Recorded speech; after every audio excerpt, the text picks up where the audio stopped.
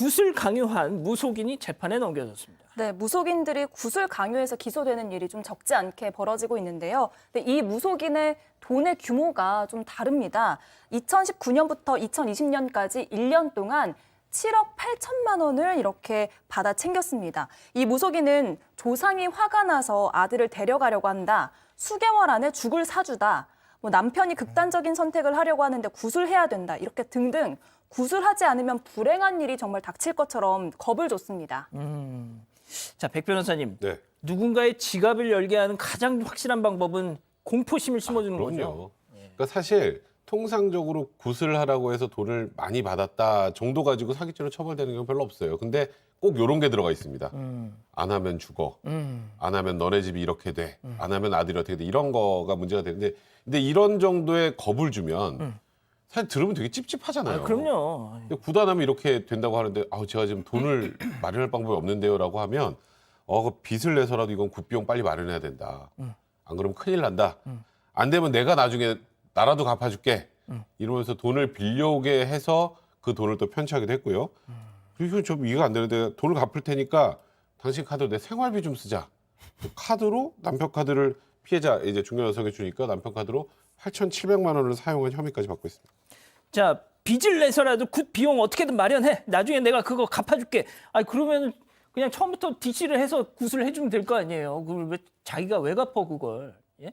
자, 이런 얘기로 피해자들을 협박해서 돈을 뜯어낸 이 무속인. 자, 그런데요. 이 무속인을 찾아온 사람들 중에서 어마무시한 사람들도 많았답니다. 체크포인트 짚어보죠. 회장님도 의원님도 오신다. 아하, 이런.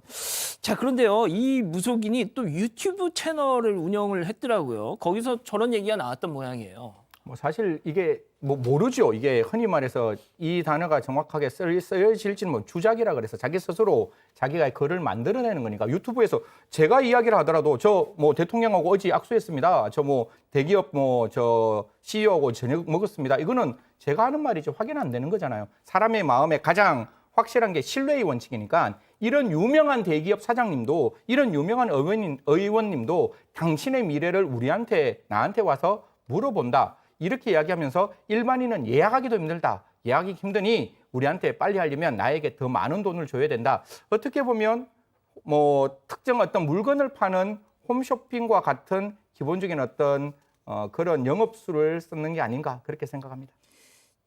그런데요, 뭐 진짜 회장님들, 의원님들이 다녀가셨는지는 뭐 확인이 안 되는 겁니다. 자, 그런데 지난해 이 무속인이 대선을 예언한 그런 영상도 있더라고요. 잠깐 보고 가시죠. 제가 감히 대선에 대해서 말씀을 드리자면 일단 성격 급한 분은 집니다. 그리고 적을 알고 나를 알아야 이길 수 있는데 딱 한 분은 계세요. 누구든 항상 이렇게 뒷짐지고 계시는 분이 계세요. 그분이 아마 대선이 될 겁니다. 저는 이낙연 씨가 대선이 될 것 같습니다. 네. 이낙연 씨가 뒤에서 뒷짐지고 계시는 형국이죠. 되려면 진짜 선생님 찾아뵙는 거 아니야? 아니 저는 청와대에 초대했을 것 같은데. 땡! 네, 이 땡이에요. 정도면 이제 땡이에요. 무속인 생활을 좀 청산해야 될 것 같긴 한데요. 네, 틀렸습니다. 네. 이 무속인을 검증하기 위해서 또 가져온 게 하나 있습니다. 지난해 띠별 운세인데요. 이게 지난해 운세대로 됐는지 여러분들께 좀 여쭤보고 지난해 싶어요. 운세. 네네. 이게 양원보 앵커는 제가 작년에 네. 재물운이 이제 샘솟듯 넘쳐 결혼도 성사. 여기서부터 좀 신뢰도가 좀 뚝 떨어지는데요. 네. 결혼 성사에서 완전 땡이네요. 네. 그리고 돈은 좀 소띠- 벌었습니다. 네. 반은 맞았네요. 예? 농담이고요. 다 땡. 예. 네, 백성문 변호사님은 이제 소띠인데요. 네. 본인 재물은 좋지만 가족이 돈을 잃을 수가 있다. 땡. 땡인가요? 제 운도 별로 재물운이 좋았던 건 잘 모르겠는데 저희 일단 돈 까먹은 가족은 없는 걸로. 진짜요? 네. 승재현 까먹었나? 위원님. 개띠신데요. 야, 이건 뭐 과학적으로 증명되는 건 아닙니다. 예, 네네. 예. 남자는 이성 조심, 아. 가정의 풍파. 띵동댕. 딩동댕. 뭐지? 띵동댕. 아 이거 아니에요.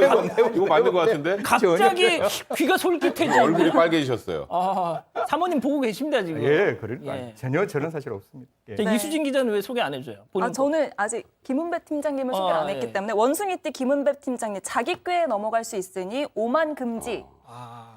오만한. 이건 이제 겉만 보고 말한 것 같은데 예. 이 사람 맞거나 말거나예요. 그냥 하는 거예요. 예. 저는 맞진 않습니다. 자, 뭐 땡입니다. 예, 이수진 기자 것도 마저 좀 읽어주세요. 네, 본인 거. 양떼인 전에 이제 승진운이 있고 이성관계 변동 가능성 뭐 이런데요. 딩동댕 같은데? 그것도 약간 냄새가 나네요. 예, 알겠습니다. 네. 자, 팀장님, 근데 팀장님이 실제로 이런 무속인 지인분 중에 무속인이 있으시다고 들었어요. 그렇습니다. 제 친구 중에 이제 무속인이 있는데 그 친구는 애기 동자를 모셔요. 무슨 말이면 헷갈리는 게 나는 아니 죄송합니다. 종교인이라고 그러면 어떤 신을 믿어야 되는데 왜 죽은 사람, 아기, 뭐 할아버지, 뭐 무슨 장군 그런 사람들이 뭔 힘이 있습니까? 믿어가지고 하는데 중요한 건 이겁니다. 딱 보러 오지 않습니까? 쫙 훑어봐요. 그 사람의 웃는 옷, 그다음에 귀걸이, 그다음에 얼굴 모습 그리고 핸드백도 봅니다.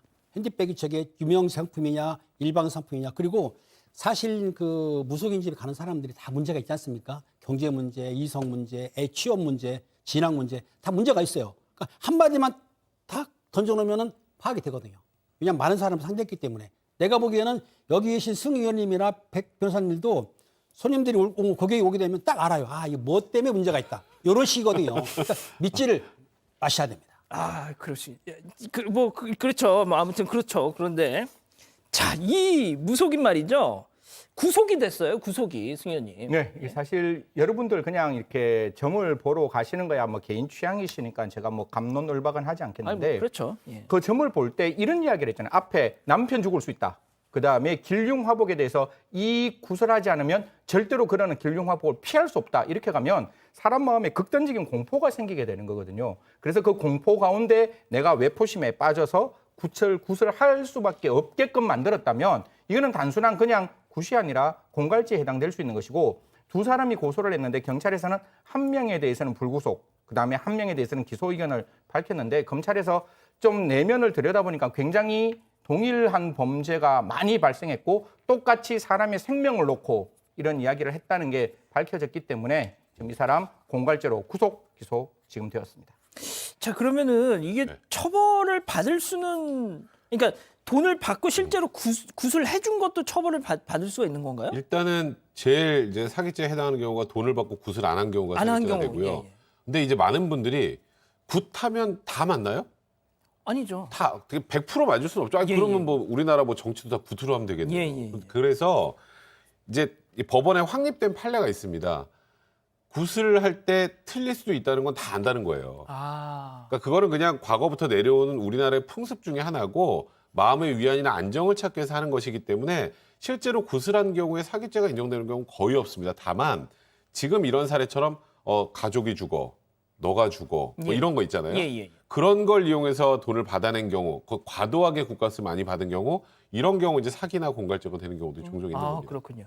자, 팀장님 마지막으로 지금 임기희님이 딱 그 말씀을 하셨어요. 영화 살인의 추억에서 이제 그 장면 때문에 그러신 것 같은데 형사님들도 뭐 이렇게 사건 해결이 잘 안 풀리거나 이러면 무속인들 찾아가서 이렇게 점 보고 그러시지 않았느냐 막 이러는데 그러신 적 없어요? 죄송한데 네. 사실 옛날에는 한두 번씩 형사들이 갔어요. 가셨죠? 네. 그렇죠. 아니, 저는 따라간 거예요. 갔는데 저 그 무속인이 나를 보더니 안방으로 도망갔어요. 인상이 무섭다고. 진짜? 실제예요. 그러니까 우리 갔던 형사들이 다 놀란 거예요. 어머나. 내 인상이 무서워가지고. 그런데 중요한 건 이게 있습니다. 사람이 좋은 말만 들으면 괜찮은데 나쁜 말을 듣게 되면은 꺼림칙해. 그걸 풀어야 돼. 그러다 보니까 굿을 하는 거예요.